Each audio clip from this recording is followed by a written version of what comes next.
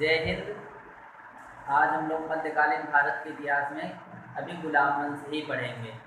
कल हम लोगों ने मध्यकालीन भारत के इतिहास में गुलाम वंश की शुरुआत किया था, जिसमें कि हम लोगों ने कुछ शासकों के विषय में पढ़ा था, जिनमें से कि कुतुबुद्दीन ऐबक, उसके बाद आराम शाह और इल्तुतमिश पढ़ते हैं। इल्तुतमिश के पश्चात हम लोग आज आगे से शुरू करते हैं, आगे के शासकों के बारे में पढ़ेंगे।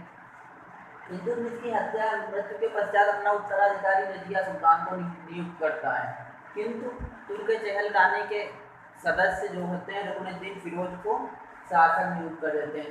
रुकनुद्दीन फिरोज एक अयोग्य शासक था तथा ये 1236 ईस्वी तक में ही शासन करता, ज्यादा दिन तक शासन नहीं कर पाता है। इसके पश्चात रजिया सुल्तान 1236 ईस्वी से लेकर के 1240 ईस्वी तक भारत के शासन करते, दिल्ली सल्तनत पर शासन करते। रजिया सुल्तान को रजिया बेगम के नाम से भी जाना जाता है। यह भारत की प्रथम महिला शासिका थी, या फिर भारत में प्रथम मुस्लिम महिला शासिका, या भारत की प्रथम महिला शासिका कौन थी? तो रजिया सुल्तान थी, भारत की प्रथम महिला शासिका थी। यह इल्तुतमिश की पुत्री थी। वह वास्तविक उत्तराधिकारी इसे ही घोषित किया गया था।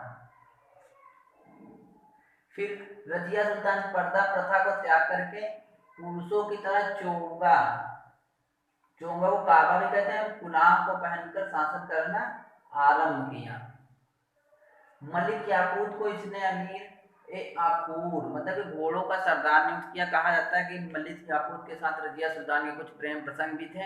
यह तुर्क चहलगानी के अमीरों को पसंद नहीं आते और इसीलिए भटिंडा के शासक अल्तुनिया को बुला करके रजिया सुल्तान पर आक्रमण करवा दिया जाता है और मलिक याकूत की हत्या करवा देते हैं।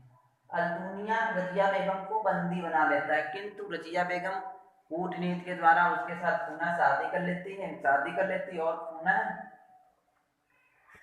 बहराम शाह को पराजित करने के उद्देश्य से फिर से आक्रमण करती है दिल्ली पर, किंतु रास्ते में इसकी कैथल के निकट मृत्यु हो जाती है।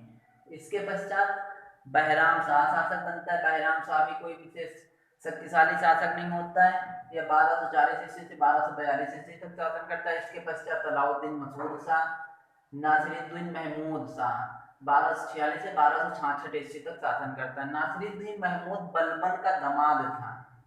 यह इतिहास में मात्र एक ऐसा शासक था जो कि टोपी सीकर जीवन निर्वाह करने वाला शासक था। क्वेश्चन पूछा जाता है कि टोपी सीकर जीवन का निर्वाह करने वाला शासक कौन था? तो नासिरुद्दीन महमूद था। इसके पश्चात शक्तिशाली शासक आता है बलबन।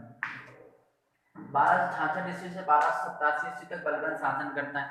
बलबन का वास्तविक नाम बहाउद्दीन बलबन था, किंतु यह शासन जो करता है वो गयासुद्दीन बलबन के नाम से करता है। हमने बताया था कि इस वंश के गुलाम वंश के सभी शासक गुलाम नहीं होते, किंतु कुछ शासक गुलाम होते हैं, जिसमें से कि बलबन इल्तुतमिश का दामाद एवं गुलाम था। बलबन ने उलूग खां की उपाधि थी बलबन की, और इसे नासिरुद्दीन महमूद ने प्रदान की थी। बलबन के प्रमुख कार्य: बलबन ने सिजदा एवं पैबोस प्रथा की शुरुआत की थी। सिजदा मतलब होता है कि झुक करके सलाम करना, जो शासक होता था उसको झुक करके सलाम किया जाता था। और पैबोस प्रथा, झुक करके पैरों को चूमना।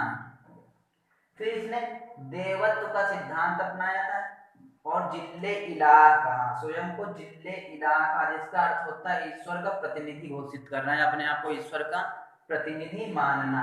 बलबन ने लौह एवं रक्त की नीति अपनाई थी। इसने शासन को चलाने के लिए लौह एवं रक्त की नीति अपनाई थी।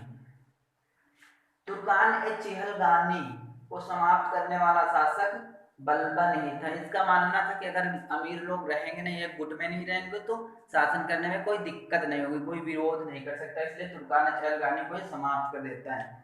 फारसी त्योहार नौरोज उत्सव का प्रारंभ बलबन द्वारा किया गया है। बलबन के दरबार में फारसी कवि अमीर खुसरो एवं अमीर हसन रहते थे। बलबन के दरबार में दो फारसी कवि रहते थे, जिनमें से एक अमीर खुसरो था तथा दूसरा अमीर हसन था। बलबन की मृत्यु के पश्चात फिर से गुलाम वंश में कोई महत्वपूर्ण शासक नहीं होता है और इसमें दो शासक बचते हैं। कैकोबाद 1287 ईस्वी से 1290 ईस्वी तक, इनमें कुछ ज्यादा पढ़ना नहीं हम लोगों को। और अंतिम शासक शमसुद्दीन कैमूर होता है, जो 1290 में ईस्वी में बनता है। शमसुद्दीन कैमूर अंतिम शासक होता है और इसकी हत्या करके खिलजी वंश की स्थापना की जाती है। इस प्रकार से हम लोगों ने पूरा गुलाम वंश देख लिया है, जितना भी देखना था, महत्वपूर्ण क्वेश्चंस कर लिए। अब आगे हम लोग खिलजी वंश पढ़ेंगे। जय हिंद।